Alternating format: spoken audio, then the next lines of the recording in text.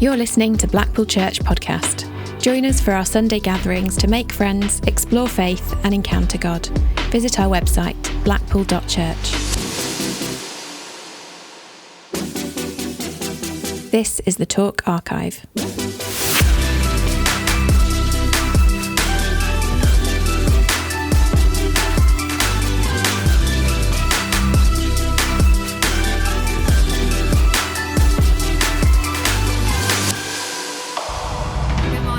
Across your conversations. For those of you who I've not met yet, my name's Eloise and I'm part of the team here at Blackpool Church. And I've got a question for you this morning. What are you aiming for? Maybe you're hoping for a new job or a promotion with some more responsibility and better pay. Or maybe you're saving up for a holiday. Because I'm thinking like it's January, it's pretty cold. We're all a bit miserable. Spain's looking pretty tempting right about now. Like 5 nights, all inclusive, in the sunshine by a beach. Anyone saving up for anything like that? Yeah, okay, we all are, great. Maybe you're eyeing up a new phone. Like mine keeps crashing on me, so I'm thinking I probably need to upgrade it. It's like iPhone 17, Galaxy S25. Or does anyone do that thing after Christmas where you look at all of the presents that you've been given, and then you have a cheeky look online to look up all of the stuff that you asked for and didn't get given to see if its price has come down in the sales? Just me? No. I've got another question for you. Is anyone aiming to have less? Is anyone wanting less money this year? Anyone looking to get rid of their new gadgets? Trade in the iPhone for a Nokia brick? Anyone going to chuck out the TV? No? There is actually a nod, so there you go. Anyone aiming to end 2026 with less stuff? Okay, a few people. Today, great, because you're going to love this talk. Today, as we continue our series, The Interpersonal Trainer, we are looking at ways that we can strengthen our character and invest in our relationship with God. And we're going to look this morning at simplicity. This idea that despite all of the adverts that we're constantly bombarded with, less is actually better than more. Did you know that apparently the average UK adult has around 118 items in their wardrobe, but we don't wear about a third of them?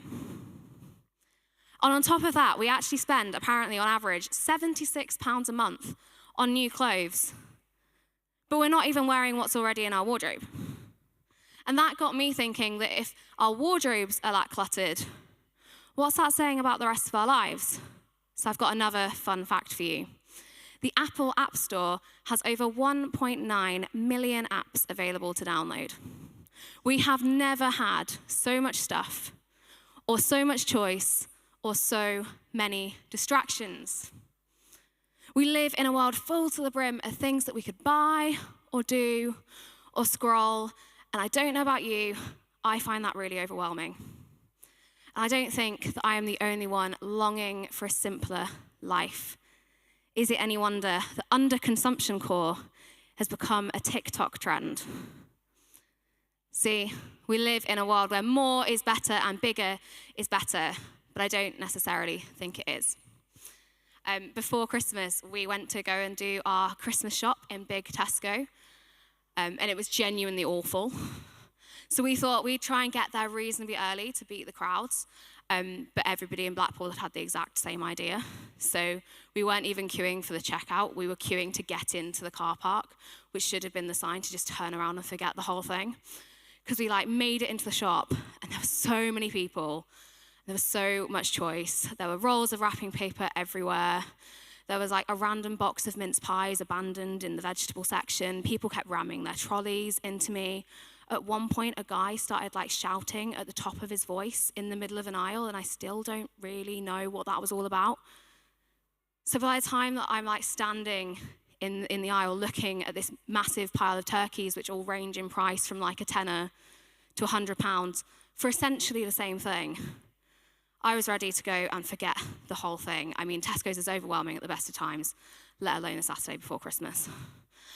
And then on top of that, we didn't even eat all of the food that we'd bought for Christmas. We've still got random bits of Christmas cake left on our side, and our freezer is now just full of leftovers. If anything like the past, we're just going to dig up out of the freezer in this December when we're getting ready to make room for next Christmas.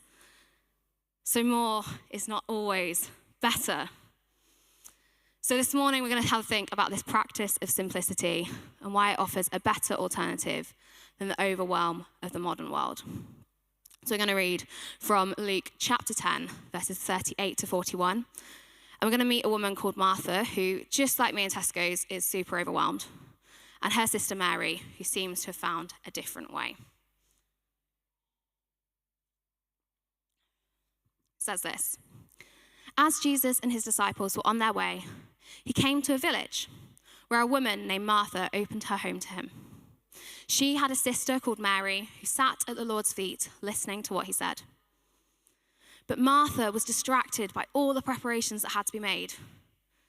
She came to him and asked, "Lord, don't you care that my sister has left me to do the work by myself? Tell her to help me." "Martha, Martha," the Lord answered, "you are worried and upset about many things, but few things are needed, or indeed only one. Mary has chosen what is better, and it will not be taken away from her." I'm sure we've all felt like Martha, right? That to-do list that never ends, the panic when guests come round and the house is still a tip. I mean, I don't know about you, but I can relate to that one. Is it any wonder that she misses the opportunity to just sit with Jesus in her living room? Because life is just too busy. There are just too many distractions. See, when our lives get too busy, when we're constantly distracted, when we keep on filling up our lives with more instead of being content with less, we miss God. And we skip reading our Bible just for today, and then the next day, and then the next day, and the next day, and the one after that, until the Bible's just gathering dust. And our prayers, well, they just become hurried afterthoughts, instead of an opportunity to do what Mary does, to just sit at the feet of Jesus and spend time with him. And this is where embracing simplicity can transform our spiritual lives. So we're going to take a look at 3 things that I think we can learn about simplicity and how we can practice more of it. So firstly, simplicity is a gift. Particularly in our modern world with all of its distractions, practicing simplicity is a breath of fresh air. Overcomplication is all around us, from our wardrobes to our phones to our packed schedules, even the food we eat. Now, I love baking, and one thing that I really like to bake is bread. I'm actually really passionate about baking bread, and particularly, I'm very passionate about baking sourdough. And a couple of weeks ago, Heather gave a brilliant talk on the power of consistency, and I sat down there at the front, and I was nodding along, agreeing 100% with everything that she said about how important it is to be consistent, except for when she started talking about her attempts to get into sourdough. The constant feeding of her starter, the effort and the time she'd put in, only to be rewarded with the disappointment of dashed dreams. So I thought I could offer some hope this morning. I thought I'd just take the opportunity as someone who got into baking sourdough like before it was cool, because all I'm saying is that I didn't need to panic buy flour in the 2020 lockdown because I already had my own stash. So I just thought I'd set the record straight. So this is for Heather and for anyone else who's ever been intimidated by the talk of feeding schedules, discard, ratio, hydration percentages. I'm here this morning to bring you the good news. Sourdough's really not as complicated as you think it is. Let me tell you about my sourdough starter. My starter lives on my side. Occasionally I forget about it, and when I want to bake with it, and only then, I shove a bit of flour and water into it, give it a mix, leave it to rise. When it's risen, I make some dough. At that point, I don't even need the dough because no one's got time to stand there like punching some dough. I just occasionally do this thing called stretching and folding. Like you just pick a bit of dough, put it down, leave it again. Then I leave it overnight, then I bake it. What I don't do is let it take over my life, start calculating whether I'm going to get a better rise at 76 or 67% hydration, or treat my starter like some sort of newborn child that needs constant feeding and attention. And for relatively low effort, I get pretty high reward. In fact, not to boast, but I brought my bread in.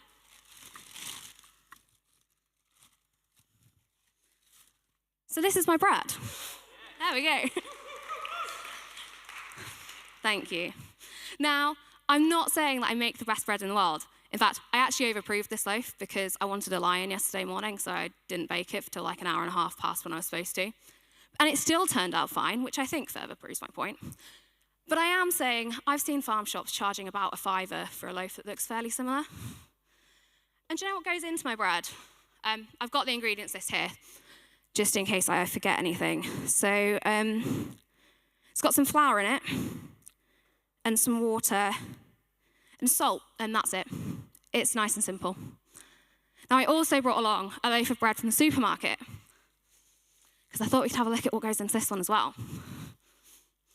So I'm going to read this ingredients list. It's got some flour.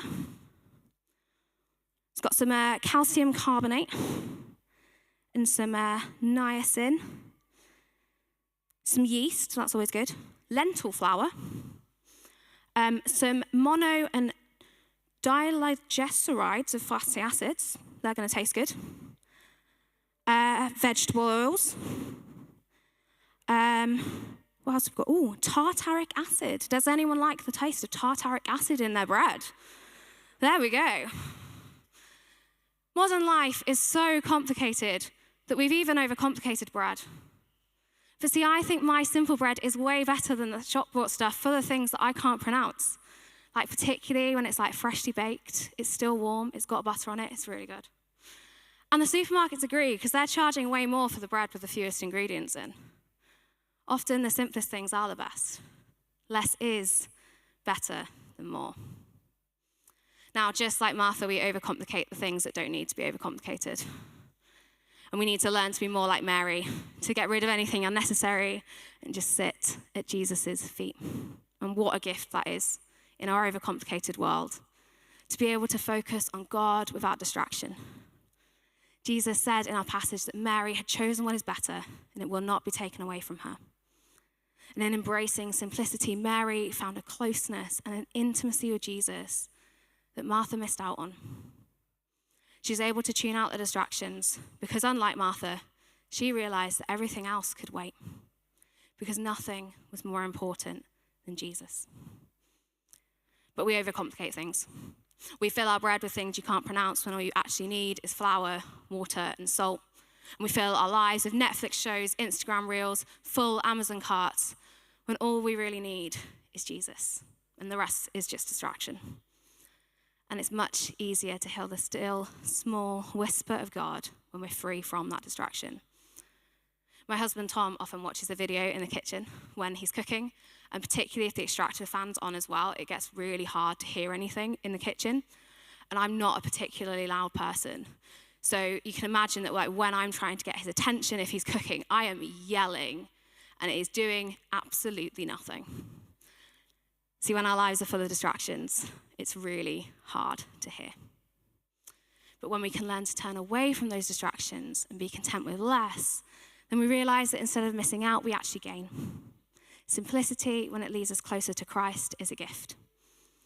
Jesus says in Matthew, "Come to me, all who are weary, for my yoke is easy and my burden is light." He doesn't say, "Come to me, all who are weary, and let me give you another to-do list." He doesn't say, "Come to me, all who are weary, and I'm going to sell you a 5-day diet and exercise plan with added supplements that are going to transform your life." He says, "Come to me, all who are weary, for my yoke is easy and my burden is light." Because Jesus' way, well, it's always going to be better than our way. When we learn to put down all the things that are getting in the way of our relationship with God, we find deep spiritual rest.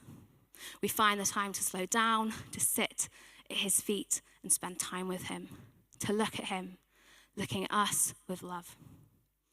Jesus said that only one thing really matters, and it's him. Following him, spending time with him, learning to be more like him. But if we overcomplicate our lives, we're going to drown him out, and we're going to miss out. So let's not miss out on the presence of Jesus because we want to cling on to more and miss out on the gift that simplicity gives us.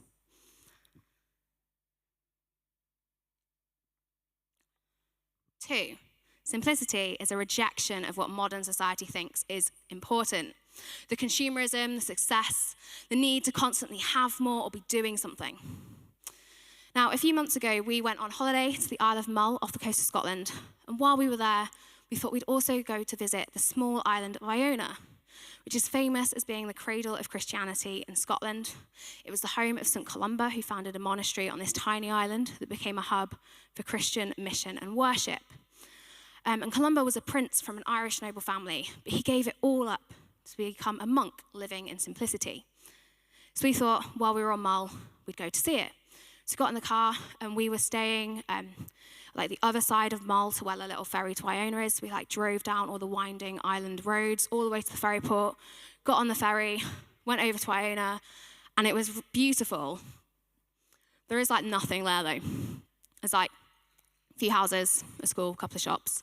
I don't think any of that was around when Columba was around, which isn't surprising for a remote island off the coast of Scotland. And we were led to the Iona Abbey that Columba founded, and when you're there, you can walk into Columba's prayer room. So we did that, and I have to say, our Airbnb was a lot nicer, because this prayer room is basically just a tiny, dark stone room. So what made Columba want to give up all of that wealth and status to spend his life on an island that is about 1.5 miles wide and 3 miles long? Well, the answer's simple, isn't it? It was Jesus. Nothing more, nothing less than Jesus. And for centuries, men and women like Columba have also rejected the consumerism and the greed of the societies around them, embraced a simple life, living in monastic community, and they've found God. But here's the thing that really challenged me when I started to really think about this.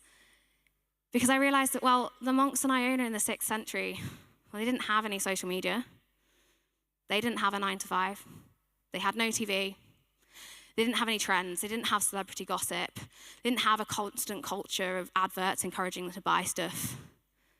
And they still thought that they had too much, because everything that they did have was distracting them from the one thing that really mattered, which was going after God wholeheartedly.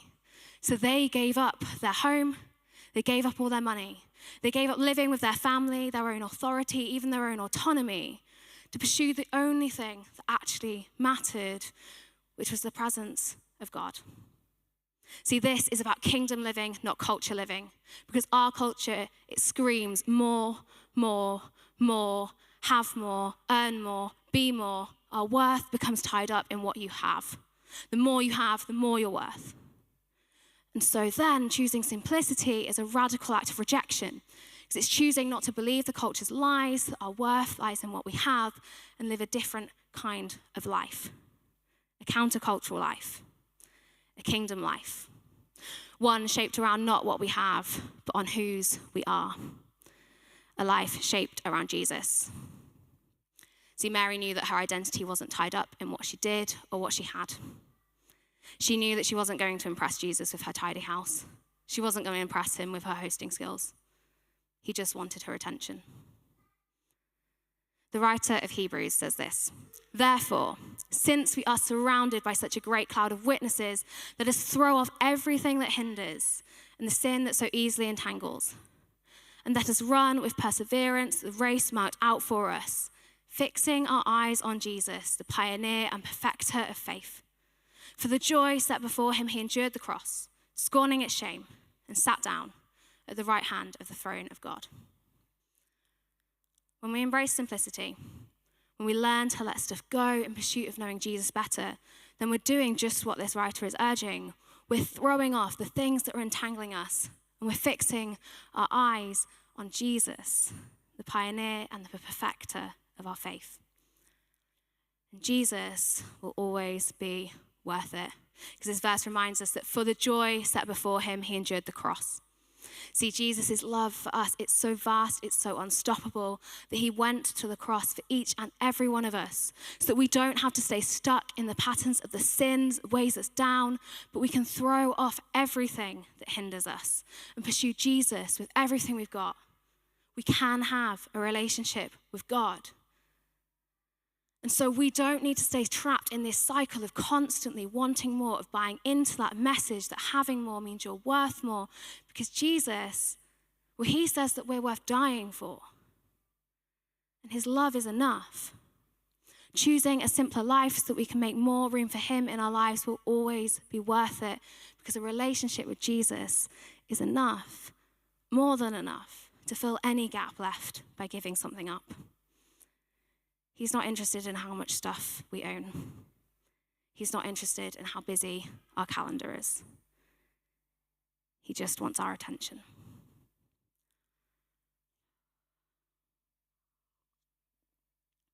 My final point is this: simplicity takes discipline. Now, a few years ago during COVID, I read a book by a guy called John Mark Comer called The Ruthless Elimination of Hurry, which is all about learning to slow down and embrace a simpler way of life that will bring us closer to Jesus. And I really highly recommend it. It had a really big impact on me. It really made me think about where I could slow down and add some simplicity into my life. So as a result of reading it, I started trying to take a weekly Sabbath, like a full day of rest once a week. And as part of taking this Sabbath, I thought, well, I'll delete all my social media apps off my phone for the weekend because they're just adding needless noise into my life. And I found this really life-giving.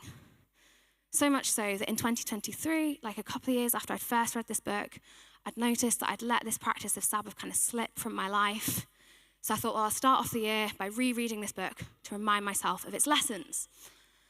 Problem was that this time we weren't in a lockdown, and I was actually trying to simultaneously plan my wedding and complete a full-time master's degree. So I didn't even finish reading the book, let alone implement any of its suggestions. So I'm thinking maybe I need to try again. In the book, though, John Mark Comer says this: hurry is the great enemy of spiritual life in our day. You must ruthlessly eliminate hurry from your life. Now, ruthlessly is a pretty strong word, isn't it? But I think he's right, because our overcrowded lives are keeping us from God. So we have to get brutal. We need to be disciplined in choosing simplicity, because actually hurry and excess will creep back in and distract us from Jesus. Like he says to Martha, you are worried and upset about many things, but only one is needed. See, I think that Martha had to learn to ruthlessly eliminate the hurry in her life. I think it's a lesson that we need to learn as well. I think we each need to ask ourselves, what can we do without in pursuit of the presence of God? And I'm by no means saying that this is easy, because I've already shared that when my life got busy, I got distracted, and I failed to even read the book about simplicity, let alone do anything about it. And I said in my first point that simplicity is a gift, and that is true. But it's also hard. It also requires sacrifice, because we have to be prepared to give stuff up, whether that is social media or Netflix, or even just going without your headphones on a walk. I mean, I know, imagine going for a walk with no music to listen to. But seriously, imagine what we might hear God say if we actually just removed the distractions and just walked with him. See, I also think simplicity is hard because it makes us uncomfortable. Because I think when we're not filling our lives for the distraction, we actually have to sit with our own thoughts. And that can be super hard and super uncomfortable. Over Christmas, I actually wasn't very well. And I ended up having to spend some time on bed rest, which very quickly, very drastically simplified my life because I basically wasn't doing anything. So you can take it from me that breakfast in bed really loses its novelty when every breakfast is breakfast in bed, because you literally can't get out of bed. And actually what I realized pretty quickly was when I removed a lot of my usual distractions from my life because I physically couldn't do them, was that all the anxiety that I thought I had under control was very much not under control. Actually, I was just distracting myself from it. And suddenly I couldn't do that because I couldn't go to the gym, couldn't go on a walk, couldn't control my anxiety. I just had to sit with it. And it was really uncomfortable. Because what I realized is actually I'd been relying on all of those distractions to bring me a false sense of peace, instead of relying on the true peace that comes from trusting God's promises for me. So simplicity taught me that I need to learn to take my anxiety to him instead of just shoving it down and drowning it out. Simplicity, when we're stripping things back, can teach us a lot about ourselves. And that's a really uncomfortable thing to open ourselves up to. But in doing so, we become closer to Jesus, as we let him work in us to make us more like him, instead of numbing ourselves with distraction after distraction. See, I totally get where Martha was coming from, because I get overwhelmed and busy and distracted too. And sometimes that's the easier option, because actually it's way easier to just carry on letting ourselves get carried away with all of the other stuff we can fill our lives with, instead of having the discipline to stop, to let things go, and to prioritize time with Jesus. It's way easier to open up your phone and have a scroll through Instagram than it is to sit with that thing that you've been avoiding and take it to Jesus. Now, over the course of this talk, I've been making my case for why I think less is better than more. But let me be clear. I'm not asking you to get rid of stuff and simplify your life for the sake of it. Less isn't better than more just because. Less isn't better than more because less is better. Less is better than more because Jesus is better. And having less means we have more room to let him work in us. We can just be and sit at his feet. And where else would we want to be? So I think this morning we have some options. Because you might think that actually you're quite happy with your life being busy and overcrowded. You like having a lot of stuff. You don't want to change anything. And that's fine. You can decide that. Jesus won't love you any more or any less if you do nothing. But you will find it harder to connect with him. But you can choose it. Or maybe, like me, you're sat here this morning and you do want something to change. Maybe your life also feels too cluttered and you're finding it hard to hear from God, or even just to spend much time with him. And maybe you feel like you're Martha, you're distracted with all of the things that need to get done, but you're longing to join Mary and just spend some time with Jesus with no distractions. And if that's you, and that's me, then why not think about how you could start to simplify your life this week? Maybe you could try having a Sabbath, a proper full day of rest. Or maybe you could think about a social media break, or even a day with no phone at all. And when you've given something up, replace it with some time with Jesus, dust off the Bible, or just take some quiet time to pray. But whatever it is, my prayer for each of us, as we each take these steps to simplify our lives, is that it leads us into life-giving encounters with the God who loves us more than we could possibly even begin to imagine, who is longing for us to draw near and just give him our attention. Amen.